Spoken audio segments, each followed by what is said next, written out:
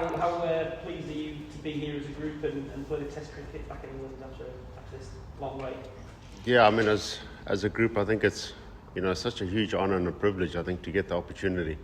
Some of us have been playing for a long time and have never had the opportunity to come and play in England. So the group's really excited, obviously, to be here, and everybody's sort of taking it in. It's probably not really going to sink in, I think, until quite a while after the Test.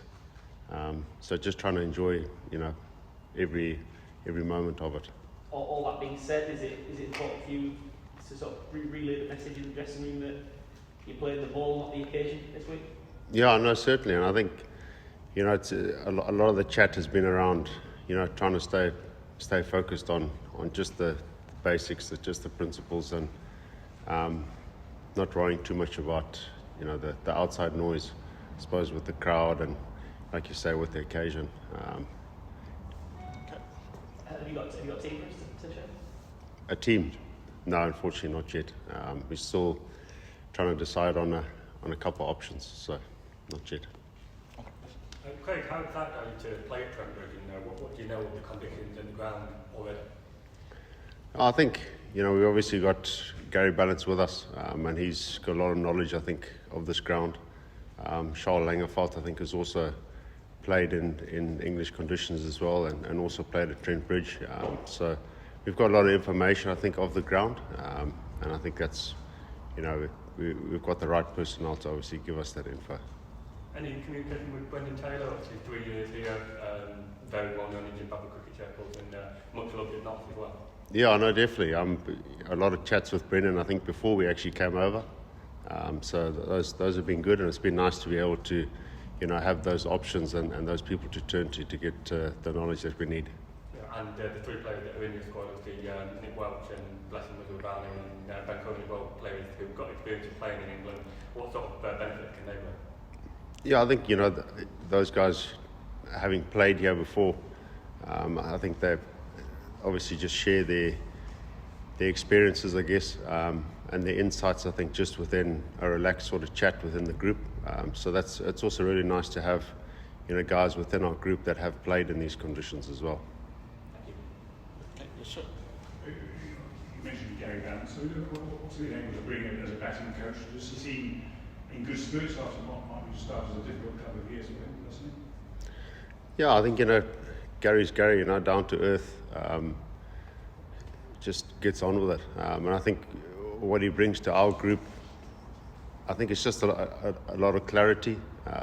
I think just in these conditions, and he did exceptionally well when he played here. So there's also that backing as well. I think for me personally, I think with Gary being a left-hander, there's a lot of similarities, I think, that you can draw on that. So for the whole group, I think he's been really good so far. Okay, thanks, Brian. Is there belief among the groups that you can firstly be competitive, or maybe go all the way because the biggest outside is sport? Yeah, definitely. I think that's why you come and play Test cricket, and you want to test yourself, obviously, against the best. And England's right up there with the best. So to have this opportunity, I think you really want to kind of put Zimbabwe on the map. And I think coming into it, you want to come in with the right mindset that you're coming in it to win. You're not just coming to fulfill a fixture. I think you want to turn up here and hopefully cause an upset. But there's a lot of processes, I think, that go into that. Most of the warm-up sort of affects the plans and that belief as well. I don't really think so. I think before we started the warm-up, the result of the warm-up was never really a factor. I think at the end of the day, we haven't really had a warm-up game leading into a series. So we wanted to really utilize that warm-up to get the best preparation that we could out of that week in Leicester, and I think it certainly did serve its purpose. There's a lot of Zimbabwe in the UK, and I agree with Sego. I understand lots of people are coming to watch the game and support the probably. Yeah, in that atmosphere that we're so used to back home. What sort of message do you have for Zimbabweans coming to watch the back home as well? No, I think the support we've had from, all Zimbabweans all around, I think leading up to our trip over here, I think has been phenomenal. So I think everybody within the group is really excited to see, the Zimbabweans that turn up to support us over the next few days. And hopefully there can be a bit of rivalry between the Barmy Army and the Zimbabwean supporters. I think, back home at our sports club, we've got the Castle Corner. Over here, it's the Barmy Army. So I think it'll be really nice to obviously see that atmosphere over the next 2 days. Okay, anyone else? Okay, sir. How nice is it to actually concentrate on red ball cricket for a couple of months? Obviously, you had the Bangladesh series, then back home now. But it tends to be that white ball cricket is so dominant. Is it actually nice to be able to get a run of red ball cricket together? Yeah, no, definitely. I think it's quite hard when you've got a series and you're going one test match, a few ODIs and then T20s, and you've got to chop and change. I think it's been really nice to have some continuity over the last month or two. And then leading on from this, we've got South Africa back home, which is, some more red balls. So it's been really nice just to put a lot of your energy and focus just into the red ball game and work on a lot of technical things, a lot of processes and things like that. So it's been really nice, just to do red ball for an extended period of time. It is, if you like, the goal from this week to show that the rest of the world that actually Zimbabwe needs to be playing test cricket, but also series of cricket.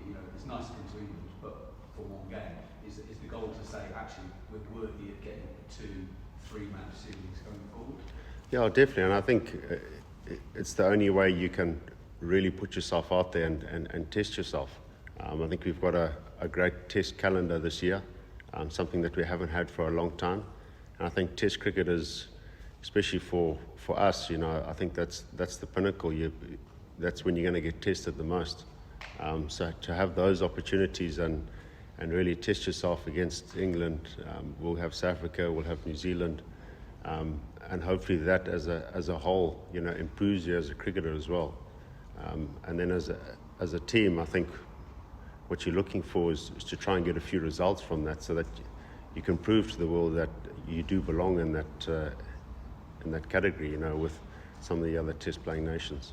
Okay, the last two. Okay, smoke a break. The last time you were playing to England, your brother made David Lewis. If you guys been in contact, just talking about how it plays to play England and all sorts of things regarding playing England in Zimbabwe. Yeah, we have chatted. Obviously, being brothers, you're always chatting back and forth. And fortunately, he's going to come up tomorrow to watch the first day. So we're really excited to catch up with him.